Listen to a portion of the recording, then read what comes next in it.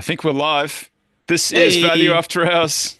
I'm Tobias Carlisle. Hey, we got the band back together. Jake Taylor and Bill Brewster, we're all here. Markets in Turmoil, special edition. No, they're they've not dead. calmed. They've calmed. They're back. Yeah. We're back, Destin baby. said that apparently this current situation is unsustainable. So that's news. What does that mean? I No don't one know, but knows what it's it means, but it's provocative. provocative. It adds a trillion in market cap. I did see a funny little meme and it's the one that's like from Friends that's like, she's explaining something and then Joey's like saying the answers on the other panel. And it was like, who's has the lowest interest rates right now? China. China. Who's going to drop the biggest stimulus? China. China. And then it was like one other thing, China. And then it was like, what should we invest in? Buy big tech. Yeah. Mag 7. Yeah, Bang Mag 7. I don't know. Well, I don't know. I don't know how the China thing works. I don't know if they have like off balance sheet stuff and they're suppressing their rates. I've read a couple comments that they are. I'm not smart enough to know all that. I mean, US What too. was your Toby? I thought it was interesting. I may have misheard you, but did you refer to like some of your experiences a little bit scary, like eye opening? Yeah. Oh, yeah, for sure. For sure. Um, I've thought about this a little bit more. I've talked to more people since. I think in terms of hard tech, which is like high tech or deep tech or whatever you want to call, like the stuff that's really bleeding edge or cutting edge or however they describe it. America's still ahead, and I think that the when they say that they mean AI. I think Open AI is the leader, but Open AI has dropped an absolute megaton of money into this thing, and then DeepSeek is like 5% behind. They're 95% of where OpenAI is, and they've done it at 5% of the cost. And I think that that's representative of high tech US versus China, that US is still ahead, China's just a little bit behind. But in terms of consumer tech, the stuff that we're all buying, I think China's a generation ahead and they're doing it much cheaper than the US is. So their cars, their phones, their TVs, they're better and they're cheaper. And so that to me, I'm having a little bit of trouble processing that at the moment. Yeah. I don't know the DeepSeek stuff. I guess I should have read the paper by now, but I don't know about the I know the cost is allegedly that much less, but I don't know how much of that is like real versus marketing. But yeah, We talked to VCs there. We talked to these hard tech VCs, and then many of them have been educated in the West and spent time in like Facebook, or they've come out of big organizations like that. And to me, reading these guys, like they don't know either. They're speculating like we are, but they've probably got more expertise than we do. And they were I saying think that, that's a safe assumption.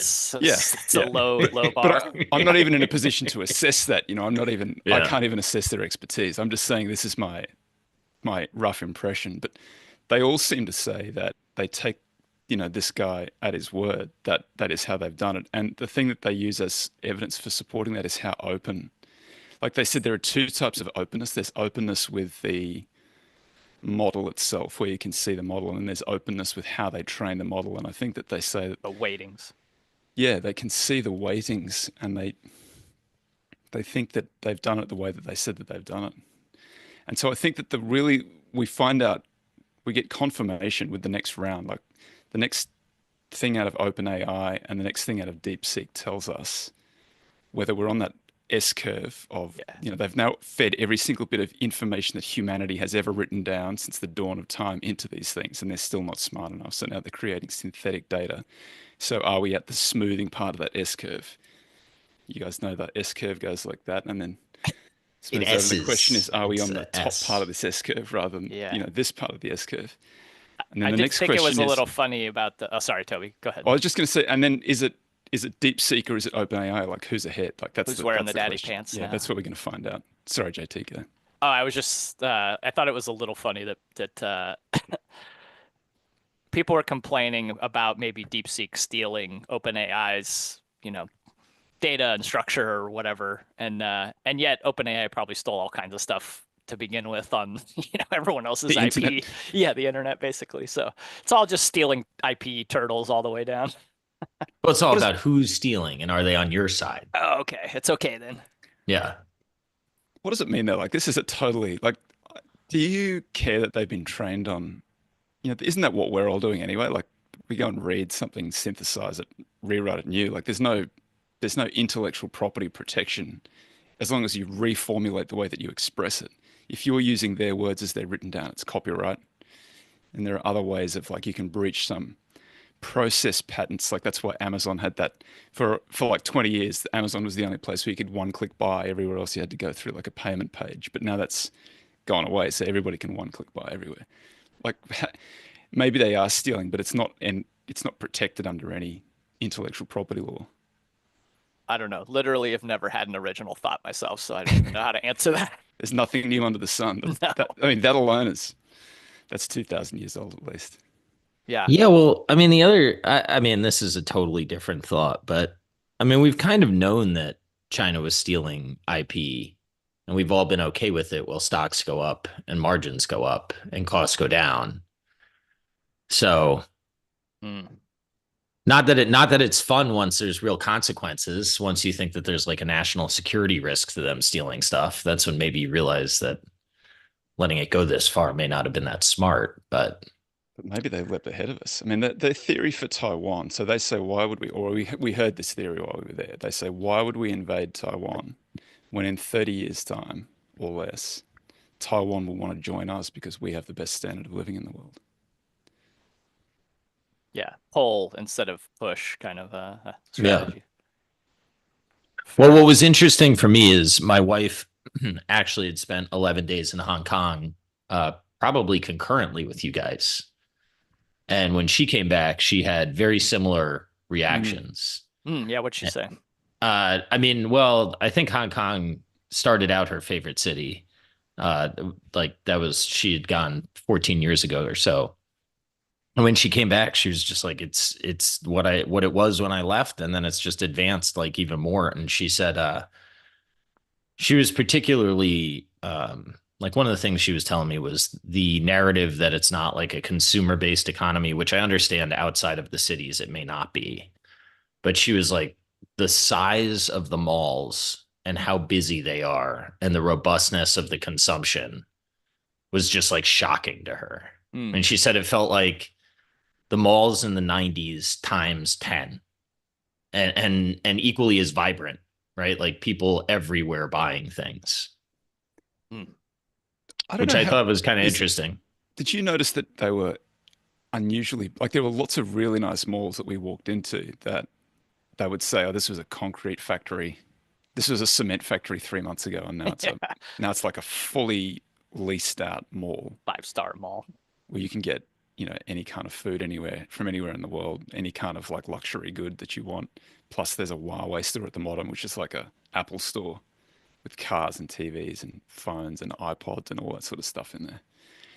I was a little disappointed though in that I was like, oh, when I'm over here, maybe I'll get another suit jacket, like maybe even like a tailored one for cheap because I know that that's kind of a thing. But then we go walk around and it's like, oh, this is the same Nordstroms I have at home and all the same shit. Like what? That's it. This isn't doing anything for me.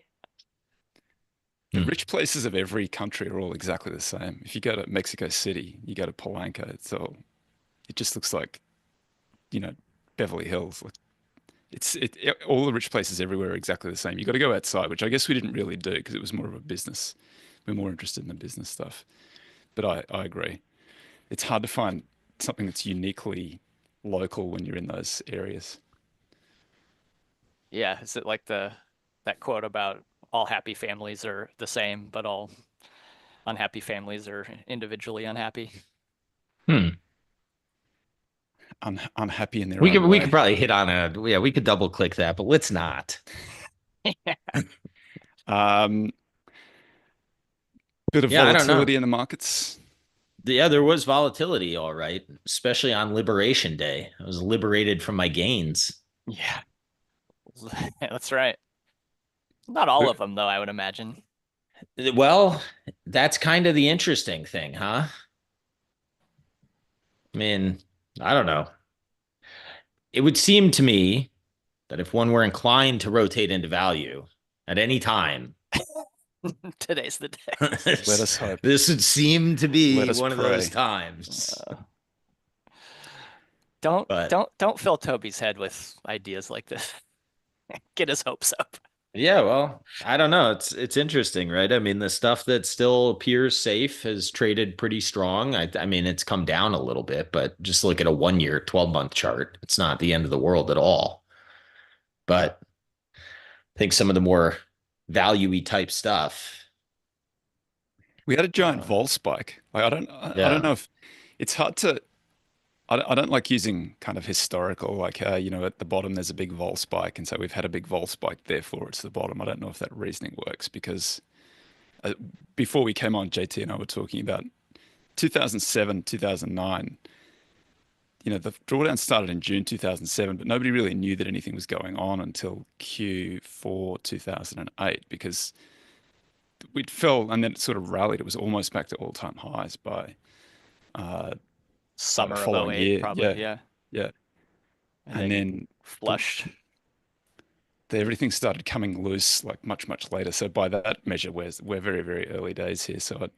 But I don't know if it's just a run-of-the-mill drawdown. That you say, JT, you say the tail risk funds haven't been paid off. I don't believe VIX has gotten high enough to trigger the most of the very, very asymmetric versions of those guys. What did we get to? That's crazy. Yeah. I would be like, this is why I own a tail risk fund. And then if I they're know. like, you don't get paid, I'd be like, it's not what I thought I signed up for. Well, I think that happened in 22 as well, didn't it? They didn't get paid in 22. Yeah, no. I mean, you're basically kind of, and again, Super convex. it's a speed. Yeah, it's super convex. It's a speed thing. Like, how quickly does it draw down?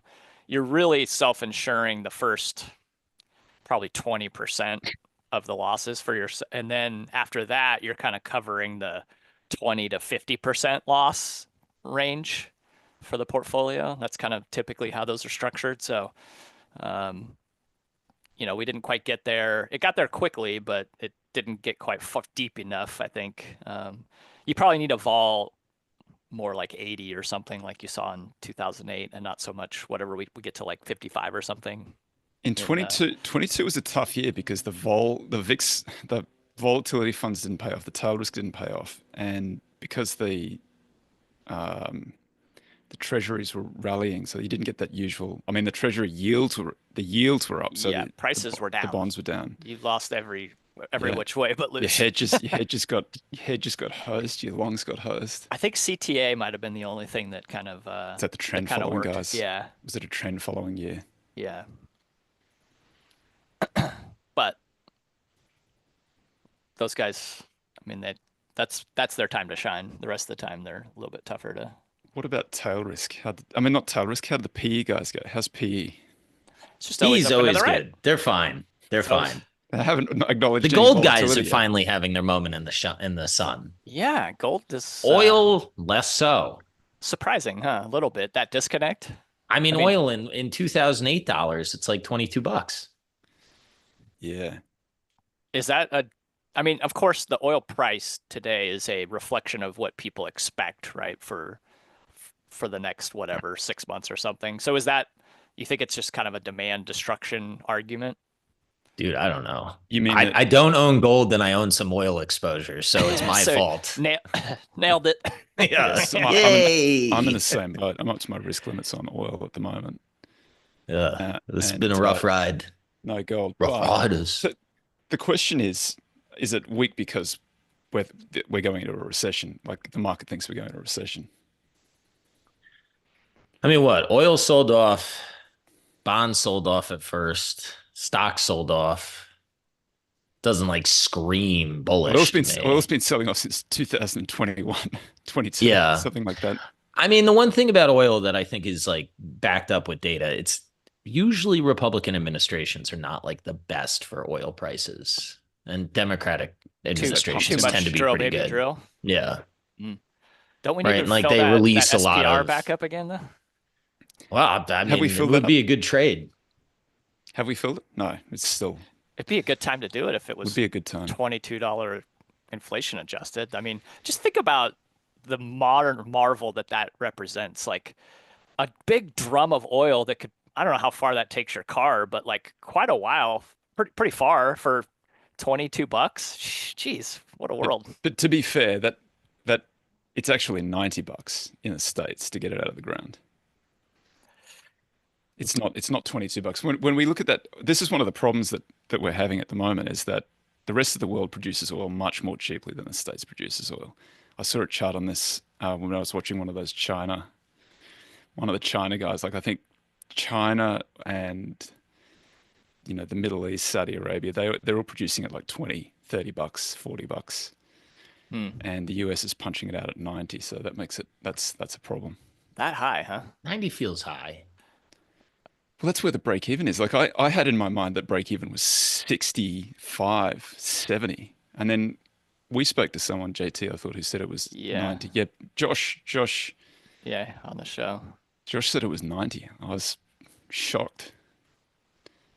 Like at $100, which used to be like when it hit $100, that used to be batten down the hatches. Yeah, it's like front page news, and we're in a lot of trouble when that happens. And $100 here, they're making $10 a barrel.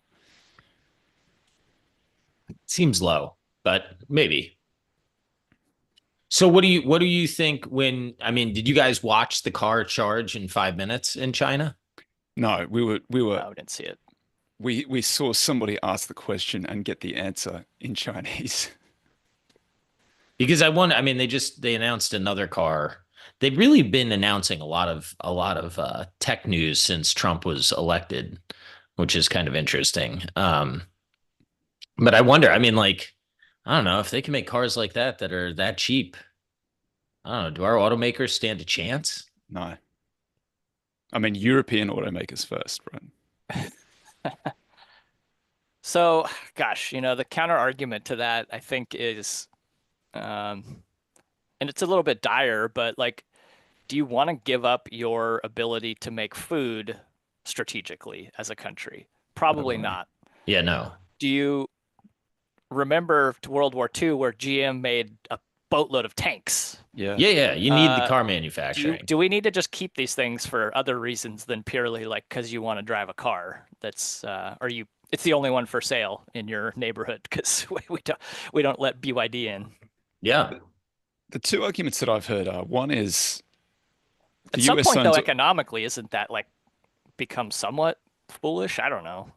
There's some number there where it's you're hurting the consumer so much. I don't know.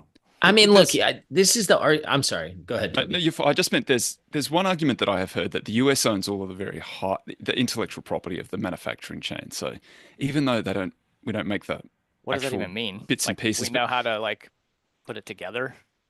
But you can outsource the making of all the the components. They make the things. You outsource all the components of the iPhone, and the iPhone costs whatever $100 to make, and then you sell it for $2,000 because you've created an object of desire in the States. And that arbitrage is like that's clearly all of the money in the chain goes to Apple and not to the manufacturer. But then that does leave you vulnerable if you go to war with the manufacturer of all of that stuff. Especially if they can build something like ships and you can't. Yeah, weird. Or drones or whatever. They've got the biggest fleet. They're the biggest manufacturer. Yeah. I think what makes it hard for me to get super bowled up on the US market is I think that this is a pretty we were between Trump and Kamala, right? So to me, that's two people that basically ran on the idea that the other one. Well, but economically, I don't think either like I think Trump his argument is we've economically optimized for too long, and it's left us strategically vulnerable in a few ways, not least of which is, sometimes maybe it makes sense to be less economically optimal and have people employed because it's socially more optimal. I understand that may not, be true or whatever, but that's what I perceive him to be thinking. Just say that one more time. Well, like outsourcing and doing everything for the optimization of margins and stock prices, I think has left us strategically vulnerable. Oh, yeah. And I think he's addressing that. Yeah. And I think in other ways, if people are like, well, the heartland's not going to come back. I mean, I agree with that, but there is an element of social, fabric that exists, that maybe like optimizing for multiples is not the way to have a strong society over the longest I don't know term. if I want to live in the world where the stock market's not the most important thing. I don't know that I do either, to be fair. I mean, I've kind of been saying to my friends, like, that's Rudy Havenstein I'm quoting then. Yeah. That's not my original thought. Well, Keith Smith says $90 is total cost of oil, but marginal cost is closer to $40. Okay. Yeah. Also, standard of living makes quote, sense. China is 14,000 per capita, US is 89,000.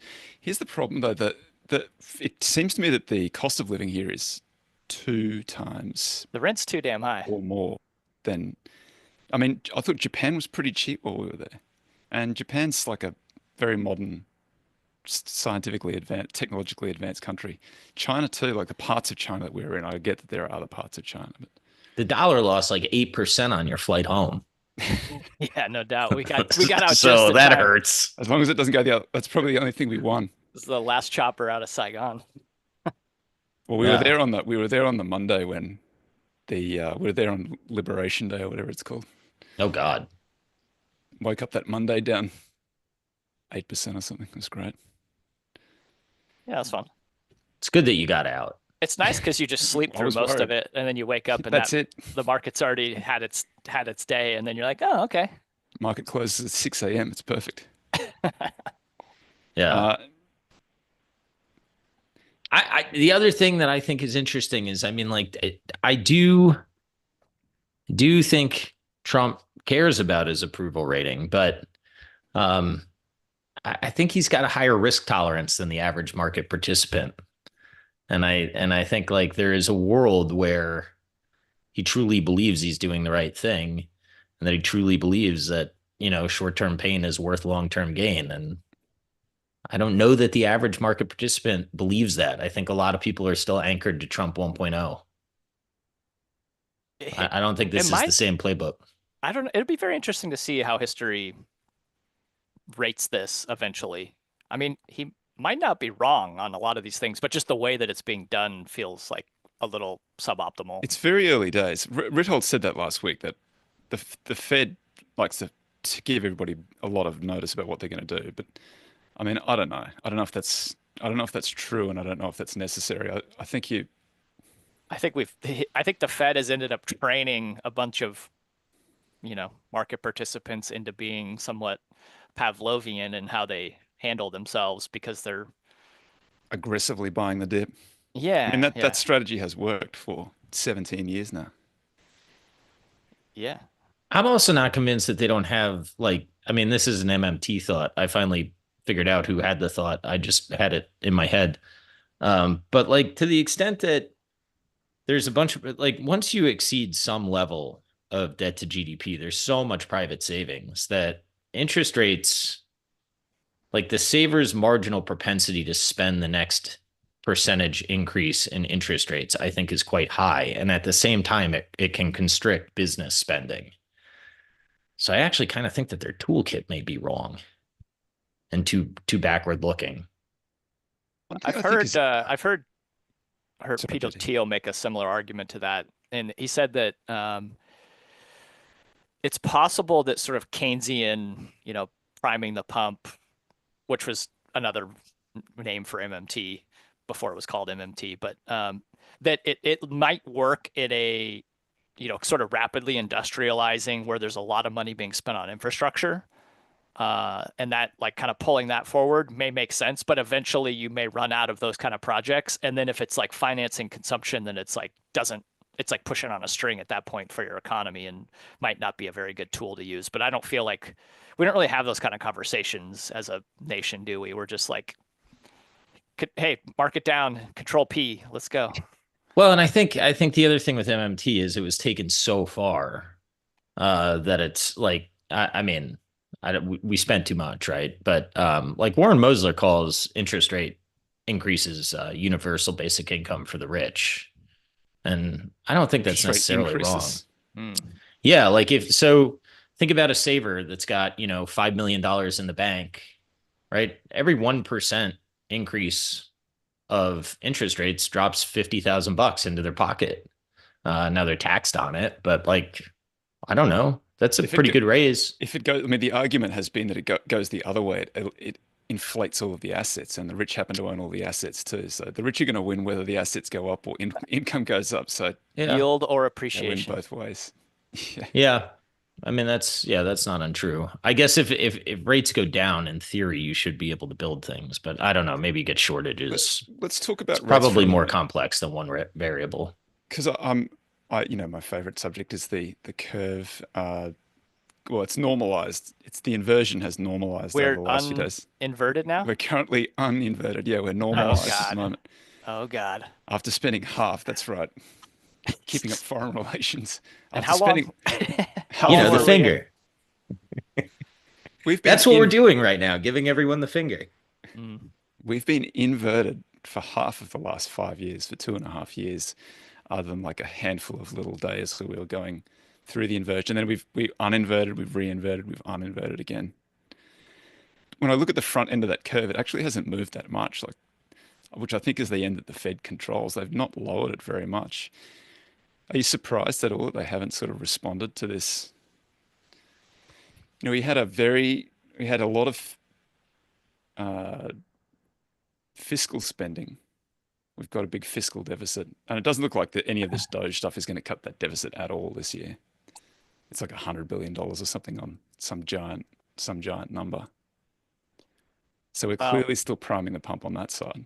yeah, I was gonna say like you can make the interest rate kind of whatever you want, but if you're still spending $1 trillion more than you're bringing in, that's stimuli. I mean, that's the That's definition stimmy. of that is stimmy. Where's the The rate of stimmy going? change, though, slows. It's less stimmy.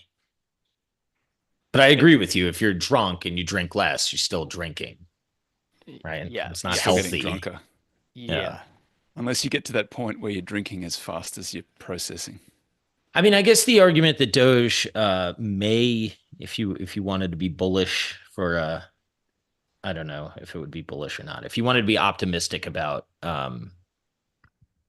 whatever fiscal responsibility, you could argue that Doge sort of illuminated some of the waste and whatnot. I'm pretty sure somebody said that on Steve Eisman's podcast. So if you go through, $6 billion in your budget and you're aware that there's a lot of fraud going on elsewhere, maybe you sharpen your pencil in other places. Or 6 trillion, not billion. That would be quaint. Yeah, I think that's probably maybe right. Like even just being able to have the discussion of like, is every single one of these dollars totally necessary? Which I felt like hadn't really been a discussion for, boy, I don't know, maybe back to the 90s. I don't know. Maybe. Well, Yeah, Clinton balanced the budget for using like a little bit of sleight of hand, but it yeah, doesn't matter. for We like still a got there. week, and then We still got there. we got back to selling off the farm. I I don't know that you want a balanced one, but you definitely don't want to be spending this much. I mean, I would like low taxes and a balanced budget. I'd be okay with like a 1 or 2% deficit that you just kind of run a levered growth model on the economy. That's probably okay if you keep the deficit rate under the growth rate. Yeah. But You delever. yeah, I mean, we've got a problem this year that we'll make it up on the top line. Correct. Yellen brought all of those treasury issuance to the bill, so it's all front end loaded. So I don't know what the number is. I've seen different estimates, but it's between 4.5 trillion at the low end and 10 trillion at the high end that they have to roll this year. This year, is that Yeah. maturity? Yeah. Yeah. What was she doing?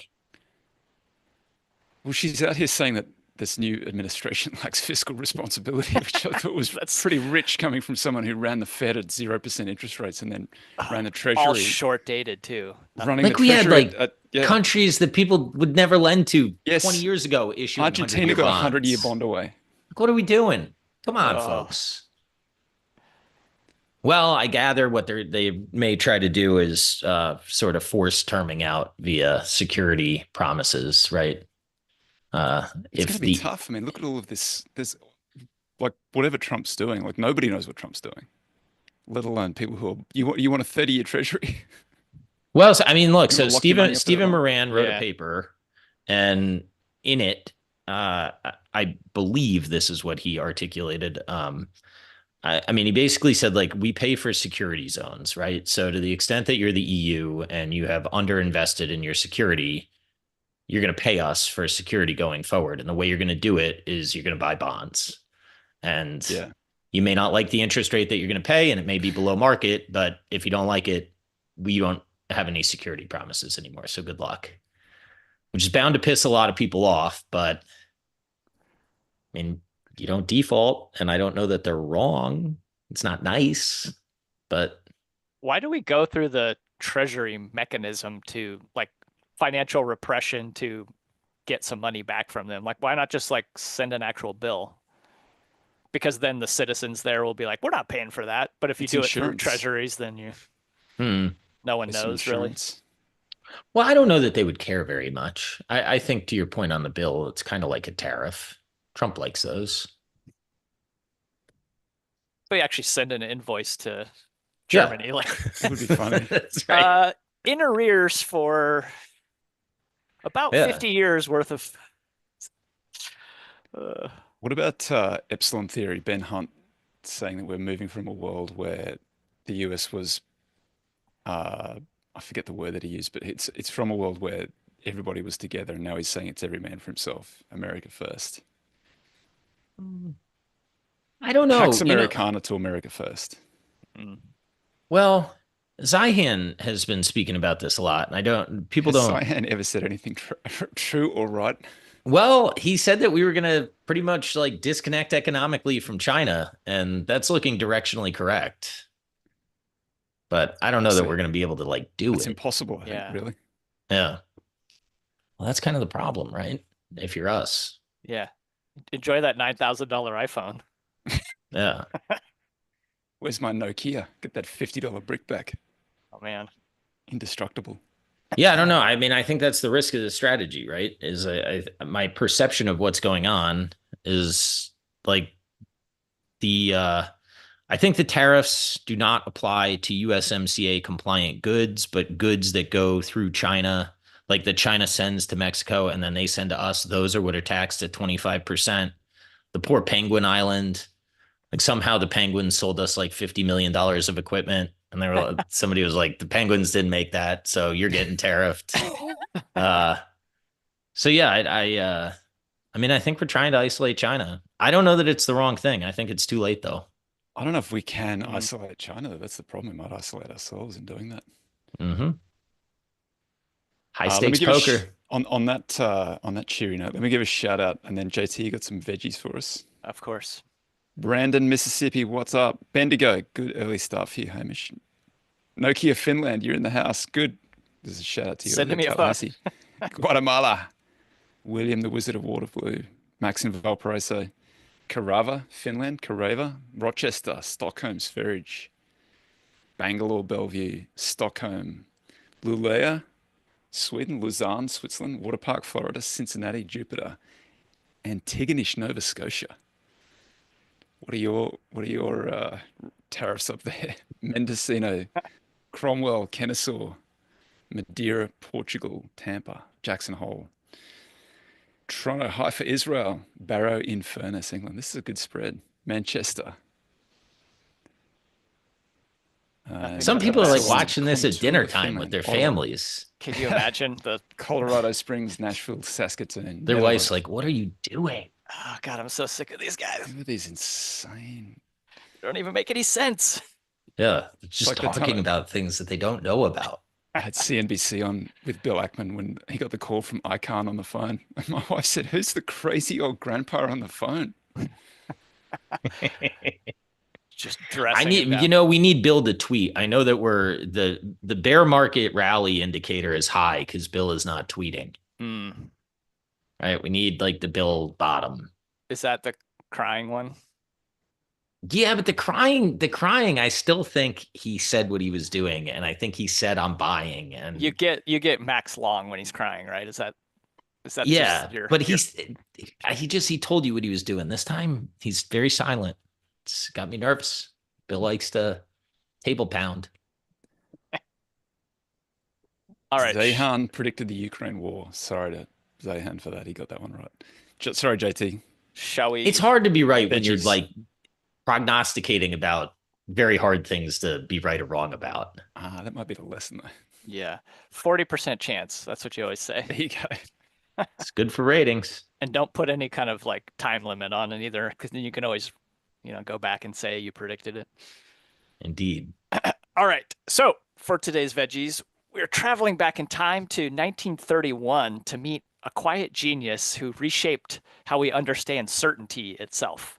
His name, Kurt Gödel, and he was not exactly the most flashy figure. In fact, he was pretty reserved and very introspective Austrian mathematician, born in 1906 in what's now the Czech Republic. And as a child, he asked a lot of questions. In fact, his nickname was Herr Warham, which is Mr. Y, because he was always asking like, why things were the way they were. Fast forward to his early 20s, and Gödel's at the University of Vienna, and he's immersed in this philosophical group called the Vienna Circle. And these were thinkers that were obsessed with logic and language and this dream of reducing the universe into this very clean, logical system of rules. It's very utopian. And the idea was that one day everything could be fully explained if you had the right system. So Gödel actually didn't agree. And at the age of 25, he published what would become one of the most important theorems in the history of math. And it's called the incompleteness theorem. And he showed that any formal system that's powerful enough to express basic arithmetic, let's say like 1 + 1 = 2, there will always be true statements that can't be proven within that system. So let me see if I can give a little bit of and let me cover too that he has there's a Gödel's second incompleteness theorem, and it's basically that you need a bigger frame of reference to confirm the rules of the current one. So this is all like gobbledygook right now, right? But let me just see if I can like make this less abstract. Think of this classic paradox. This statement is false, okay? Now, if it's true, it's then false. But if it's false, it's then true. So you end up in this self-referential loop that a system can't resolve. And Gödel basically used a very similar move, except instead of using it in words, he encoded in logic and as numbers. And he assigned like these logical statements that this actually a technique now called Gödel numbering, which allowed him to build math that could bizarrely like talk about itself. So let me give another concrete example that might help with this, bring this home. Imagine that you're creating like the ultimate encyclopedia, and your goal is to include every single fact, every true fact in the universe, no exceptions. Okay, but now consider this sentence that you might write in the encyclopedia, and that is, quote, "This sentence does not appear in this encyclopedia," close quote. All right. If you include that sentence, then your encyclopedia now contains a falsehood because the sentence explicitly says it does not appear, so your encyclopedia fails. If you exclude the sentence completely, then you've missed a truth because the sentence correctly describes reality. It indeed doesn't appear. So your encyclopedia is now incomplete. So you kind of either have not true or incomplete that you can choose from. So you end up in these kind of like weird reductionist, absurdities and contradictions. But either way, perfection is mathematically out of reach for these systems. Now, why bring this up now, nearly 100 years later? Well, I think it's kind of interesting to think about AI and GPTs specifically, LLMs. And there's in some ways, it's actually quite instructive for what are really sort of modern Gödel machines. So LLMs work by taking language, converting it into numbers, processing those numbers through a bunch of mathematical computations and probabilities, and then spitting out more numbers, which are finally decoded back into words. So in a sense, it's like words into numbers, numbers into math, math into numbers, numbers back into words. And it's actually quite eerily close to what Gödel did. He's turning language into numbers, running logical operations, and then translating back to something that's human readable. So just like Gödel's formal system could create statements and about its own limits, LLMs can also generate statements about themselves. They can tell you things like, as an AI, I don't possess consciousness, or I was trained on a data set up until 2023. To us, this feels like self-awareness, but it's really not. The model doesn't know anything. It's not reflecting. It's simply predicting. So when it says I am not conscious, it's not verifying that against some internal truth.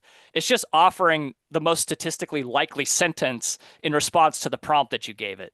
So LLMs can simulate this self-reference, but they don't have access to any actual self-knowledge.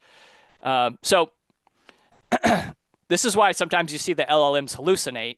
They produce these confident sounding but completely false information. And it's not that they don't know that they're hallucinating, because they don't know they're doing anything. They're just following these patterns.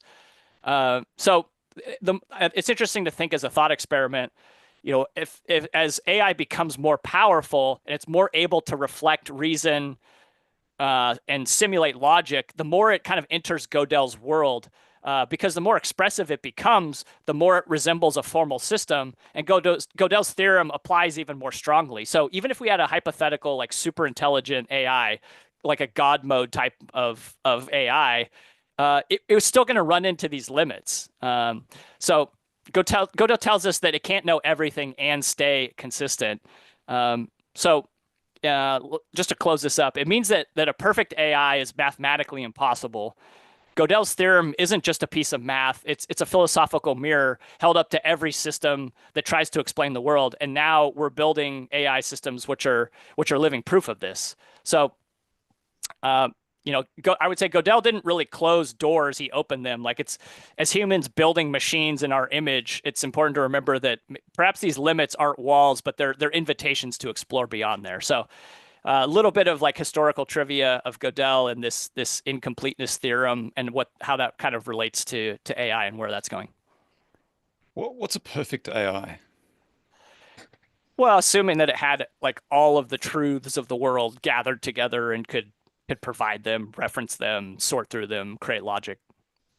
I mean, this is the problem that we have, isn't it? That we've fed everything that humans have written down since the Epic of Gilgamesh through to whatever anybody was writing on To the Twitter last week. acquirer's multiple. Yeah, that's right. That's 8 years old now. There's some stuff okay. that's been written since then. Fair enough. It's still not able to reason at like it hasn't reached that, I forget what the test is, but it's not yet reached that. It's not reached that level yet. So it clearly has access to a wider information than we do. Like, why does it not? Why is it struggling? I don't know. I'm not sure. I mean, it's gotten up to like it gets like graduate level Yeah. answers right at this point. So it's it's smarter than most of us already in a lot of ways. Although there is some question marks about whether a lot of the test materials were actually in the training data. So it basically turned it into an open book test. Yeah. It didn't even really have to look anything up. It just already had the answer in the book. But how would a human learn the answer to that? Like that inferentially? Doesn't the human have to have seen I think like an analogy for it at least? Yeah. Well, like a legal problem, you need to reason your way through, right? That would be different than like a multiple choice test that you were fed the information. But yeah, you would think AI should be able to. I'd be interested to read a legal answer from AI on a test. It should do pretty well, shouldn't it? Like, it's just you would think so. Precedent. Could do the issue rule analysis conclusion thing pretty okay, I would think. Too. How funny. Yeah, Iraq, baby. I'd have to defer to the two lawyers on the program. I think it'd get there. I mean, I saw that it got admitted to Mensa in like the Netherlands or something like that. Maybe they got a lower threshold there. Sorry, Harvard. I mean, probably rightfully so. What do you guys think about AI and creativity? Does it enhance creativity, or does it make us all dumber because we're just asking the AI how to do things? I think it enhances it. I think you can use it, like you can pose it questions with things that are similar but not the same, and have it answer like what are the similarities between these two, and get some sort of interesting abstraction out of it when it does that. I find it useful. I use it. I feed stuff into it just to see what it says. I think it comes up with some good some good stuff. I also think it can't count. I'll say, give me 20 examples and it'll give me 1 through 15 and then go to 19 and then 20. And I say, you've missed a few there. So it'll say, I'm sorry, I missed, and it'll do a count. I missed 16, 17, and 18. Then it'll do it again and it'll just miss some different numbers. I find it bizarre. Yeah, there are I've had little that like super with annoying Gemini. things. I was making a little GPT and I fed it a bunch of material and it was working really well. And then I just wanted to have the little picture of, what it shows for the model. And I couldn't it was giving me a man and I wanted okay, don't put a beard on this man. And it was like, okay, I'm removing the beard. No joke. I tried 15 different times prompts to get this goddamn beard off of this guy in this little picture, and it could not do it. It just would not remove the beard. It would tell me it did. It would give me oh, you should see clean jaw lines. I'm like, no, you don't at all. So everybody looks better in a beard. It could do all this magic, but yet somehow the little things it's not quite. I do like how productive it helps being. I've been using FinChat. I signed up. I got a 14-day trial. I like going through that. AlphaSense gives me access to their stuff, so I've been using that. Yeah, what's the use cases that you're doing right now? Well, if you were to just on a company. If you were to just go through a checklist, right? It can just get you the information much faster than I would be able to go out and retrieve it, right? And then you still have the onus on you to click citations or something. Google Deep Research will return you, a pretty decent report in not that long. You've got to verify it, and it's not just because it wrote it doesn't mean you understand it because you read it once, but it's a lot better than me taking 3 days to put it together and then still not knowing it, Yeah, it's excellent for research. I agree. It gives you the line and then the citation, so you can click on the citation. I think that's super useful. Yeah. It's how I wish people wrote. Yeah. It's okay, then I can actually see what you're talking about. Yeah, that thing where you can see it reasoning is great. Yeah. What percent of people are going to do the extra step of verifying the references and going through the logic that it was using to do those things? Well, I mean, most people don't read 10Ks, so send. Yeah. Well, that's fair. I kind of meant more outside, not necessarily investing only, but just everything that's going to come out now is how well referenced will it be? I think to your point. Sorry, Toby, go ahead. No, I think you should have to argue like that. I think you should have to put your sources in your arguments. Yeah. Footnote each sentence. It's because you were trained. Because they're so hard to. Many of these arguments that I like, the current one that everybody's having about the tariffs. I have no idea whether tariffs are a good thing or a bad thing. And I've read lots and lots of arguments, but I've seen nobody sort of. I don't know. Everybody's speculating. But sorry. Yeah, I don't think anybody does. Speaking of AlphaSense, they actually had a tariff a thing. It's 4 parts. I'll drop it in the show notes. It's reasonably good, but it's 4 hours of your time, and you're not going to get the answer. It's just a way to think about it. So, I don't know. I'll skip that and go to the answer, The hard thing about the tariff thing is you need to have the whole picture come together. I think you need tax policy to come together. And I do think you kind of need Powell to cooperate, and the sequencing of those things. There's a lot of variables that are moving around that I don't think anybody knows how this all plays out. I know that if the market goes up, people will say you always buy the dips. And if you didn't buy the dip, you're a moron. And that's what you have to do. Yeah, that's right. All right, give me a good advice until it's not. Right now. And you can't say 40 or below. Yeah. Odds that U.S. hegemony, U.S. empire has peaked and we're on the backslide. Perhaps long and gradual, but we're on the back now. I don't know that it would be a bad thing. Talking past the sale. You're like Charlie Munger. There's plenty of joy to be found in a declining empire. Yeah, well, look, I certainly don't want standard of livings to go down, especially my own. But all your guys is that's fine. Yeah, for thee, but not for me. You go first. Yeah. But look, I don't know. I think the dollar is going to be the reserve currency. I don't know why. That's another way to answer the question. Yeah. Yeah, as like many problems as it's got, I don't know that you want other ones. Do you want more gold? Yeah, that's why gold's shooting up, and I'm glad I didn't see it a year ago. That would have sucked to have that kind of gain in my portfolio. How about the miners? Been following any of these? They don't move like the Yeah. metal does, so in theory they should be cheap. They've started to a little Yeah, bit. Yeah, they've. It hasn't been as dire as it seemed. it's all about when you buy them.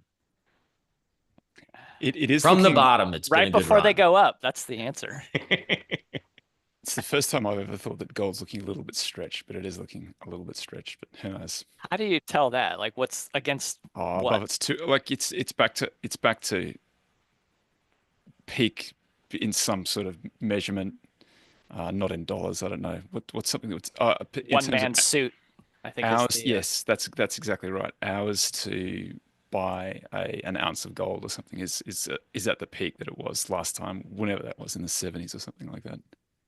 If you just threw up a stock chart, you'd be like, that looks a little overbought. That's a little too spicy right now. Yeah.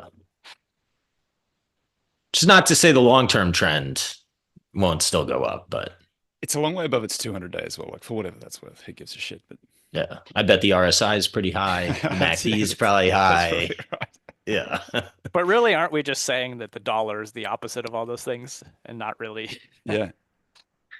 That's how it's traded lately. You guys want to? But like a very strong dollar is not good for our manufacturing, right? So to the extent that like tariffs are trying to offset that, I get it. I just don't know that it works. Viscerally, it makes sense to me, but unfortunately, sometimes the feelings in the mind are different. Well, how long is it going to take to get all these factories up and running? Reindustrialize. Oh, Yeah. a very long time, especially if you have an executive branch that can operate without the Congress, right? Like, how do you have? What happens if the next guy comes in and you don't like, what he does? He just reverses course. Yeah, that's tough. I feel like I'm not going anywhere, but my dog is growling, so hang on. the globalists have been taking some L's recently. That seems to be more of a nationalism coming back Yeah. everywhere. That Klaus, didn't he step down? Yeah. World Economic Forum. That's a shame.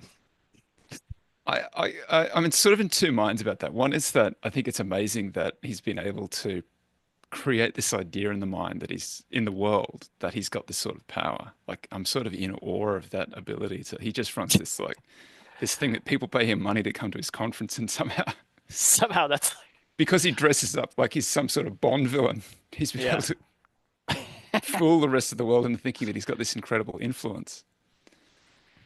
But then part of me also thinks that he does have some of that influence, which is not good.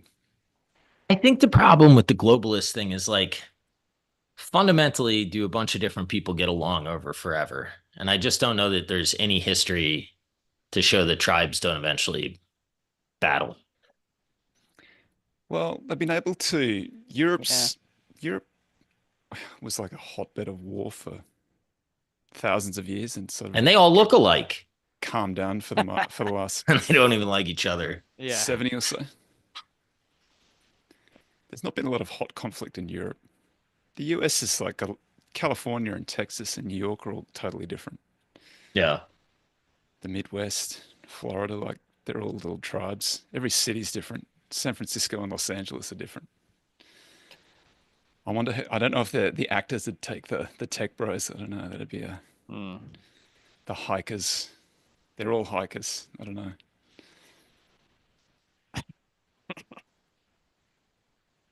I don't know either.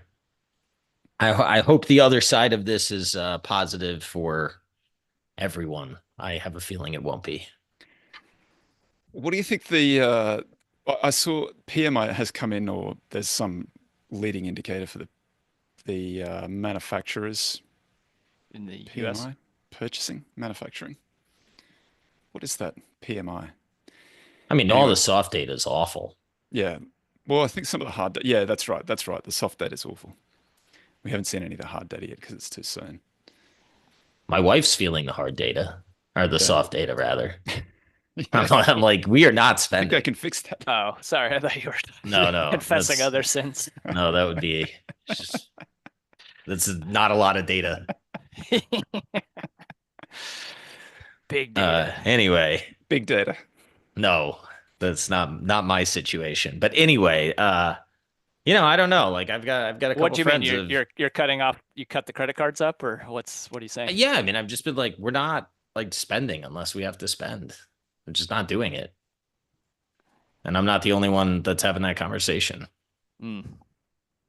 Now, on the other hand, I am sort of saying like, if you want electronics, you may want to buy them now. Before that. Like, Let's I'm get out open in to front of certain these things. tariffs a little bit. Bought a second pair of shoes. I looked up, they were Adidas, made in China. I was like, I'm gonna get that now. Well, I do But wonder about that, like, because a lot of companies, like last quarter or the quarter before all this started, they stocked pretty heavily. yeah, Mm. But that only buys you some time, and you're just hoping that things settle down by then, and you kind of skated through. But the consumer doing somewhat the same thing. Maybe it doesn't show up in the data for even a little bit more of a lag because everyone's trying to get out in front of it. it's almost like Trump saying that Powell's always late might have a point. Well, of course these guys are. No one knows what's happening. You're always going to look late. Yeah, and I think they probably should, right? But I can understand why he's maybe a little bit concerned. I No track. one ever complains about them being late to take the punch bowl away. Yeah, that's true. Well, except for the misanthropes on this podcast. Yeah, except for some guys wearing tinfoil hats on this I mean, I was podcast. upset about 0% interest rates for a long time there. Yeah, how much of this tariff crisis is perception versus reality? That's a good show. That's a good question. I sort of assume that this is kayfabe a little bit, that Trump's got some plan to get the rest of the world to do something to take tariffs off, and then we'll reciprocate with taking tariffs off. That's one argument, right? The other one is that we're trying to reindustrialize, and if we reindustrialize, we're getting corporations are paying for the reindustrialization. So I think about those profit margins. yeah, well, right. I think they're going to try to offer tax incentives to build, and then I think they're going to try to loosen lending standards so you get banks to actually. I mean, Besson has said they want to relever the private sector, right? That's sort of get the spending out of the public sector. Yeah, those are the words. Has he had a look at the balance sheets? Well, they're pretty. I mean, they're pretty good post COVID. A lot of the crap went to the public sector. Hang on. When we're saying private sector, is that households or is that businesses? I think he is more talking business community, right? Have them invest, have them create the jobs, get off the government dime. Who's going to fund the buybacks? Who's going to carry the boats? Who's going to do the buybacks? I don't think these guys care very much about the buybacks. I think this is the first time that you truly have an administration saying we don't care about Wall Street, we care about Main Street. And I think people are like, no, they care about Wall Street. And it's like, well, they definitely did spike the football when the stock market rallied, when they paused the self-inflicted wound. Yeah. I will not say that they didn't, but like, I don't think that's where their focus is. But wasn't there also a moment when something was down and Trump got told in the press conference and he said, that's a shame? I don't know. It's down 4%. He said, that's a shame. Like, as in, like, I don't really care, or as in, like, he actually meant it? No, as in, like, I don't care. Yeah, I don't think he cares. That's a shame. I mean, look, that's a shame that happened, but I'm not going to stop what I'm doing. Well, yeah. And I think that's like the conversation that I don't have with a lot of people is like, what if you were a 78 to 80-year-old man that had $50 to $100 million in cash, much less what you had in equity, and you were playing for your legacy? Even if everything crashes, you got 50 to 100 million bucks in cash. And if you're playing for your legacy and you want to reorder the world, like, I don't know, maybe his calculus is a little bit different than the average person that needs 8% a year on their retirement fund because they didn't save enough. Berkshire had a press release that said that, because I think Trump said that Buffett had said something favorable about tariffs, which he may have done like a long time ago. 2003. Yeah. And so Berkshire released a statement saying that none of the quotes of Buffett on social media are true. And I just thought, which one? There's like, that's every like FinTwit. Yeah. I'm guilty of it too. So I'm not. Poor Buffett doesn't stand a chance in an AI world. I felt personally attacked. One thing I was trying to figure out was we have all these subsidies for like green energy still, right? From Inflation Reduction Act. And then we also are throwing like these huge tariffs on solar panels from panels. China. Do you see the one from Cambodia? What are we? 3,500%, baby. This feels like driving around with the parking brake fully on. What Yeah. are we doing? This is a fun hour. We're coming up on time, Billy. Yeah, I enjoyed it too. Nice to see you guys. What's you want to plug your podcast? See how tell people how to get in contact with you? No, I'm good. Same old, same old. I got to figure out what I'm doing with the pod. I kind of want to get into different stuff, but I'm not going to be at Berkshire. I went back and forth. I will be at Markel, but love everybody. I just kind of love my kids more. I won't be at Berkshire either. And the podcast's off next week because I have to take my daughter to her end of school science camp. You guys are both dead to me. I'm sorry, man. It was very hard for me. But some of it's the budget. Some of it, I'm like, I'm not going. Damn it, Trump. It's Trump's Yeah. Got to tighten the belt. Oh, boy. So, anyway, but nice seeing you all. JT will be there, so look out for the tweets. He probably put something out on the, or not. I might not. I don't want to carry the load by myself in a meetup. That's too much pressure. Thanks, Billy. Thanks, JT. Thank you, guys. We'll see everybody 2 weeks' time. We'll be back. We've got Rich Pizzina booked. Oh, gee. And hoping to see him come on. He's sort of stepped down a little bit, so he's got some free time. He's going to come and have a chat. Just we need to get on here. Some small cap value guys. Yeah. Holler. There's none left. Well, for the two that are. Dude. See everybody in 2 weeks. Peace. Oops.